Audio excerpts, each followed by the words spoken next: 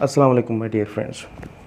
आज law admission test के मुतल्लिक हम सेकंड लेक्चर रिकॉर्ड करने जा रहे हैं, जिसमें अगेन हम पाकिस्तान स्टडीज़ के कुछ चंद जो एमसीक्यूज़ हैं वो पढ़ेंगे।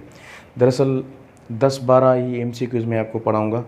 इसके पीछे अगर मैं आप मुझसे पूछें कि इसके मकसद, तो वो इसलिए क्योंकि यहाँ पे बिजली की भी शॉर्टेज है, और दूसरी बात यह है कि अगर लेक्चर 10 मिनट से ज़्यादा बढ़ जाती है 8 मिनट से, तो वो अपलोड हो ही नहीं सकता। सारे के सारे दिन लग जाता है, मगर वो अपलोड नहीं हो सकता। तो इसलिए ये कुछ सिंपल एमसीक्यूज़ हैं जो आपको मैं बता रहा हूँ, और ये पास्ट प्रीवियस जो लॉ एडमिशन टेस्ट हैं उसमें इनमें से 4 से 5 क्वेश्चन ऐसे हैं जो रिपीटेड हैं। ज़रदक ये एक हाईएस्ट पीक है जो कि खीरथर रेंज में है, और खीरथर रेंज कहाँ पर है? ये सिंध में है। खीरथर रेंज ये एक हाईएस्ट पीक है। Zardak is the highest peak of Kirthar range. अगर खीरथर रेंज की बात करें, खीरथर रेंज इज़ लोकेटेड तो in Sindh province. Islamabad which is currently the capital city of Pakistan. Islamabad से पहले अगर मैं बात करूँ तो Karachi was the capital city of Pakistan. इस वक्त जो कैपिटल सिटी ऑफ पाकिस्तान है इट इज़ इस्लामाबाद। तो इस्लामाबाद की अगर ओल्ड नेम की बात की जाए तो राजशाही was the old name of Islamabad. उसके बाद गुजरांवाल की जो ओल्ड नेम है वो था Khanpur was the old name of Gujranwala. उसके बाद NIC नेशनल आइडेंटिटी कार्ड जो हमारी CNIC है, कंप्यूटराइज नेशनल आइडेंटिटी कार्ड, ये पाकिस्तान में 1973 according to the current constitution of Pakistan, उसके मुताबिक ये इंट्रोड्यूस किया गया था। इससे पहले जो था, और उस 1973 के कॉन्स्टिट्यूशन के मुताबिक ही एज को फिक्स किया गया कि 18 साल जिसके उम्र होगा वो ही NIC बना सकता है और वो ही वोट कर सकता है। तो इससे पहले कुछ और था। तो अगर NIC की बात करें तो NIC नेशनल आइडेंटिटी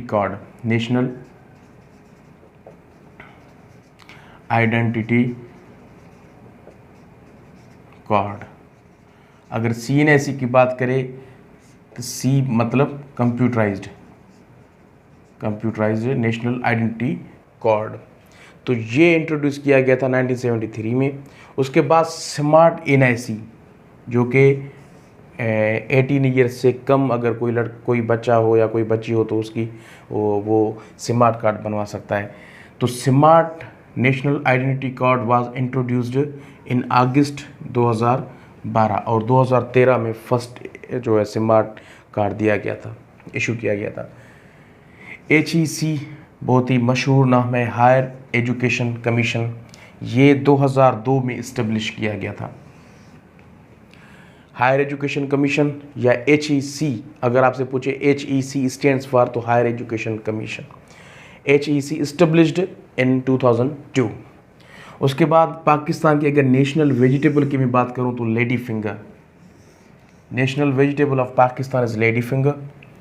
अगर नेशनल बर्ड की मैं बात करूं तो पाकिस्तान की वो है चकोर, is the national bird of Pakistan. उसके बाद national motto of Pakistan, faith, unity and discipline. Faith, unity and discipline, it is the national motto of Pakistan. So being a Pakistani, we must have faith, we must be united, and we must practice our life with discipline. तो discipline के साथ, unity के साथ और faith के साथ हमें रहना चाहिए। और आजकल की जो फेथ है, यूनिटी है, वो आप सब लोग जानते हैं।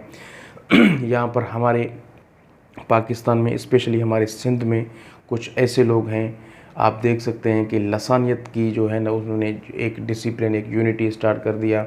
अगर कोई भी कम ऑफेंस एक बंदा करता है तो उसकी सज़ा किसी और को दी जाती है।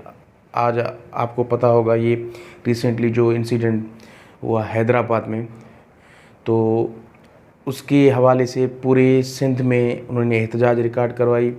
अच्छा, उसके बाद वो जो शॉप्स थे, होटल्स थे, और जो थे उनकी शॉप्स को शटर बंद करवाया गया।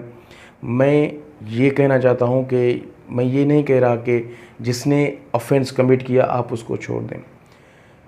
अगर कोई ऑफेंस कमिट करता है तो आप उससे कानून के हवाले कर दें।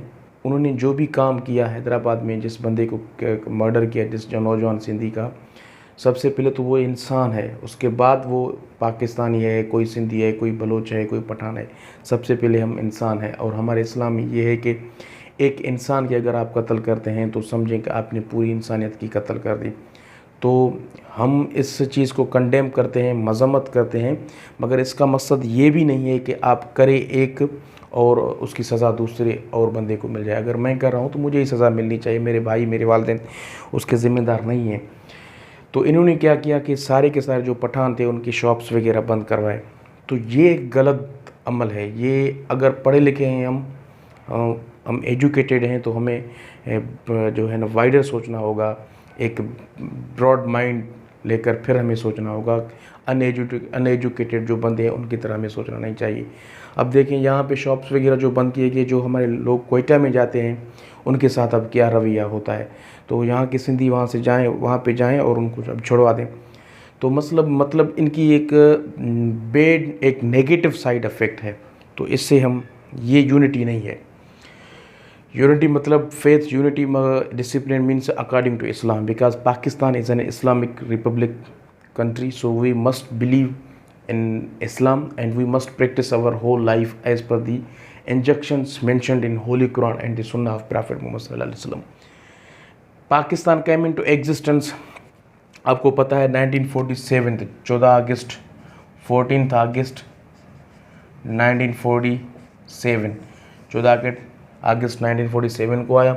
अगर इस्लामिक डेट की बात हो तो 27 रमज़ान 1366 हिजरी।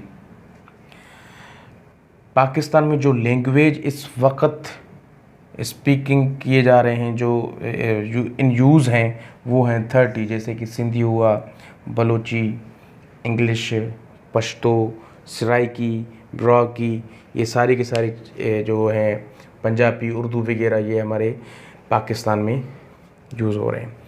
टोटल अल्फ़ाबेट्स की अगर मैं बात करूँ पश्तो लैंग्वेज, तो पश्तो लैंग्वेज में टोटल अल्फ़ाबेट्स जो हैं वो 45 हैं।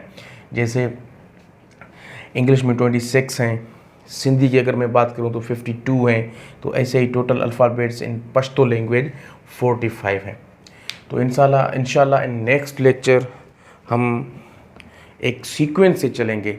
ये मैं आपको इंट्रोडक्टरी कुछ लेक्चर दे रहा हूँ, उसके बाद जो हम स्टार्ट करेंगे वहाँ से हम सीक्वेंस में पढ़ेंगे। मतलब हम इंशाल्लाह कल से मैं कोशिश करूँगा कि आपको एक सीक्वेंस में पढ़ाऊँ जिसमें हम रिवर्स को डिस्कस करेंगे, पाकिस्तान के जो भी रिवर्स हैं, रिवर्स, उसके बाद जो भी पासेस हैं, जो भी कैनाल्स हैं, जो भी माउंटेन